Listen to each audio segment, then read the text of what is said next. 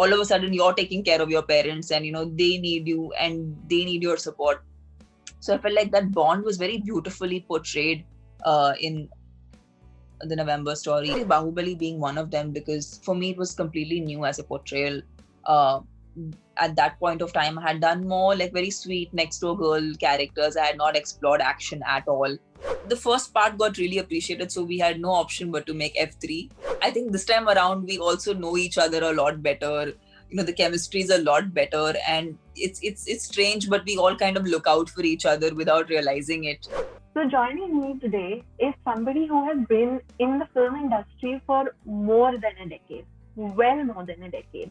She has taken over the Tamil, Telugu and Hindi film industry with a storm.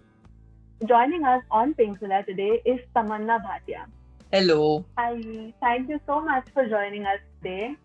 Thank you, Sneha, for having me here, and it's always a pleasure interacting with everyone on Pinkvilla. So we saw the trailer for November Story. It's a crime thriller. What drew you to this character in November Story, and what made you want to be part of this? I think prior to this, regionally nothing had been made, with say lead mainstream, mainstream actors in the web space. And I felt like this was about 2 years ago when I was actually looking at different scripts for the web space. I really wanted to explore it as an actor because I felt like being on screen is a different kind of experience. Doing films is a different kind of experience, but doing a web show is a completely different kind of, commitment as an actor. And also it gives you a lot more opportunity to explore different characterizations, which are somewhere not getting you stuck between white and black kind of characters. And there are so many facets to a human being. Web shows have the ability to hook you on to watch and binge watch, which is rather interesting because in one way we have a shorter attention span, but we are able to sit and binge watch an entire show.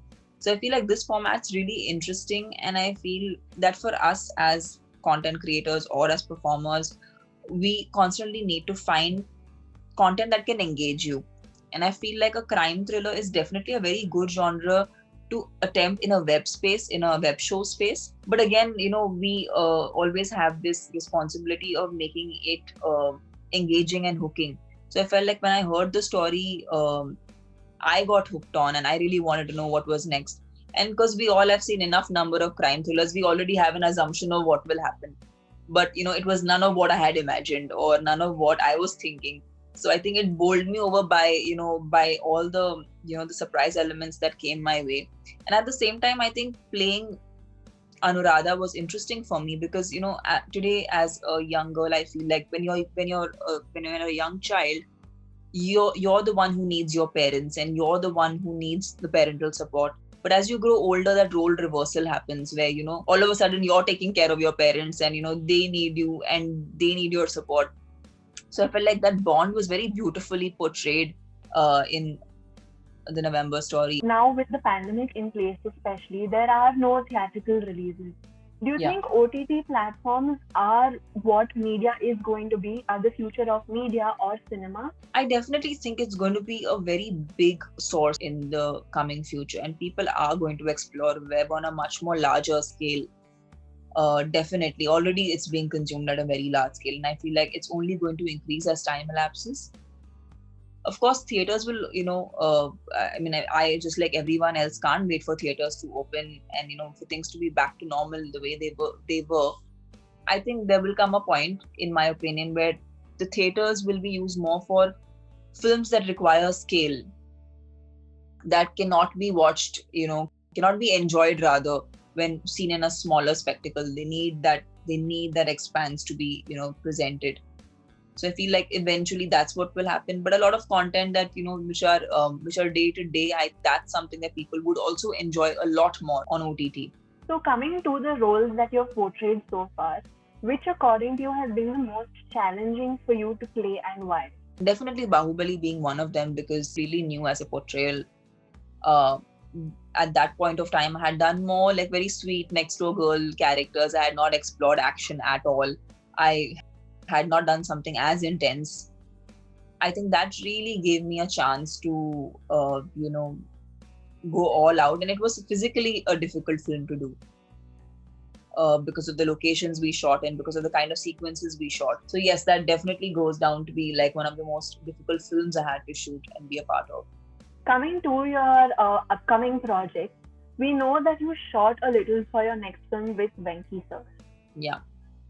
So what has that process been like, and what was it like to shoot with him? F2 was such a so well received, and F2 is basically, see, the thing with comedy, or even they are like the family kind of comedies. There's always that chance of it being slapstick or too much into your face.